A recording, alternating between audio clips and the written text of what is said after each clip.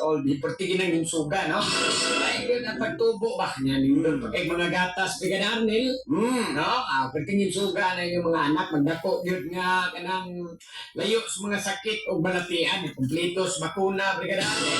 Wala, sa tuon, gina ninyo gatag, kaya na yung mga anak, dili masakitin mga igala kay kamong siyang problema ana Tinuod na. no every now and then pag sige lang mo balik-balik to Kinsa may mga ginikanan diri di nga ganahan ni ilang anak sig sakit-sakit, di ba? awa yun hindi Wow, ka ganahan kayo mo sakit-sakit ilang anak no mao nang aron gyud makalikay mo nga masakiton ang inyong mga bata tagi sila dan 6 months sa gani yummy bit oral drops sa dayon mga anak gawa sa okay naman na kana lang ang vitamin sa inyong ihatag plus sa kanili ang gatas subon sa inyong gatas nga gihatag kabreastfeed kapag hapon no ana ang kana kamo na bahala na masang sa ini ang atong vitamins kaning yummy bit oral drops mo ihatag ha kaya aron na sakto gyud sa mga vitamina at mga minerales mga igalas ilang kalinghod at least nakakuha na silang saktong vitamins ug minerals no mao na yummy bit oral drops is to mga higalas mulang to pa rin ang mga pangarap ng inyong mga anak